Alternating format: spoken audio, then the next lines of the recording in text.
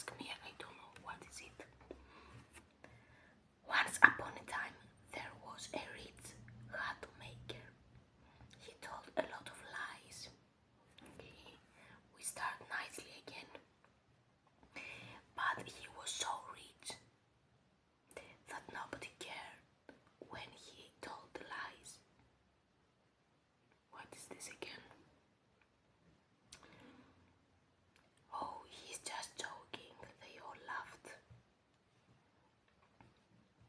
The rich hat maker loved to go to dances with other rich people. At the dances, the rich people stood around and told lies to each other. Is that a game they were playing? My husband shot a turkey from 3 kilometers away, said a rich lady. My son is so smart, he teaches his teachers, said a rich man. My cat is so clever, she fences sticks like a dog. Okay, said another rich lady. The rich hat maker wanted to join the conversation, so he told his biggest lie. My daughter is so amazing. She can turn hay into gold. All the rich people nodded and smiled. Oh yes, they said, how wonderful. Suddenly, there was a loud voice at the back of the room. She can turn hay into gold. It was the king. Everybody bowed and gasped as he walked up to the hat maker. The king isn't the most clever person in the room. Did you say she can turn hay into gold? What I meant was yes. Stammered the hat maker. Bring her to me, bellowed the king. He stormed out of the room. Oh dear, thought the hat maker. What do I do now? The next morning the hat maker brought his daughter Sophie to a small room in the palace. Sophie was very confused. Why am I here, father? What is going on? Your father is a liar, explained the king. Last night he said that you can turn hay into gold. I think that's a lie, and I hate liars. So you hate everyone. Sophie looked at her father. He stared at his feet. He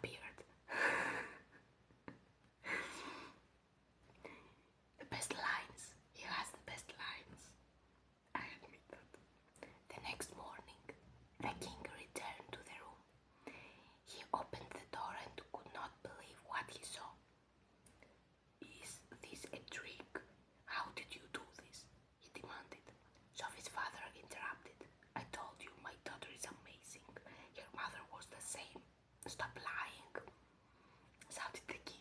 Sophie, come with me, please. The king led Sophie to another room.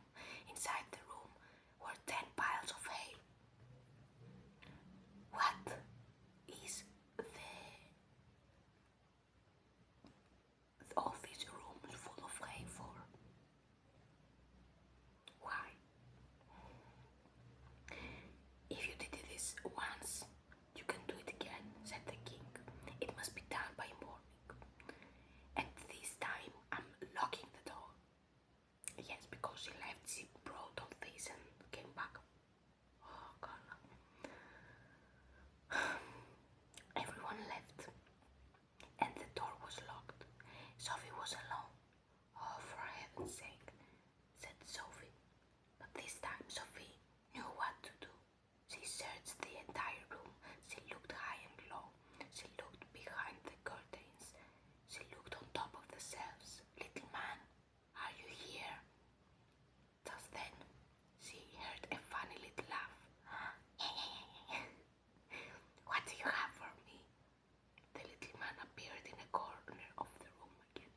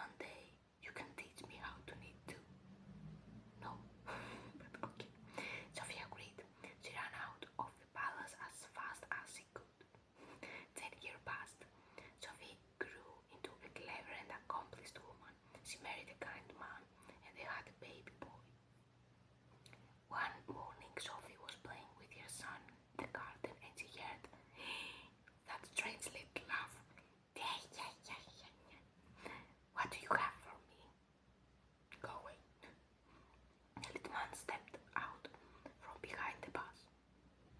"No, you can have him," screamed Sophie.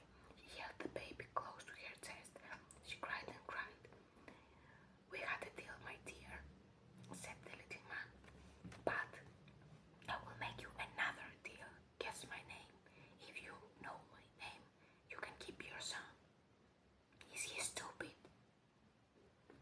"You have 3 days to find the name, okay?" "Is it a deal?" Sophie cried. "It's a deal." The next night, the little man returned and Sophie guessed all the common names. "Is it Tim?" "No." "Is it Jack?" "No." "Is it Chris?" "No." Then the second night, she guessed some less common names. "Is it Balthazar?" "No." "Is it Ferdinand?" "No." "Is it Alfonso?" "No." The third day, Sophie was panicking. She went for a walk in the forest to clear her head. It was already getting late. His feet were pointy, like a Norwegian. Yes, because all Norwegians have pointy feet. What? She thought, so maybe his name is Bjorn. But his nose is red like an Australian. Our Australian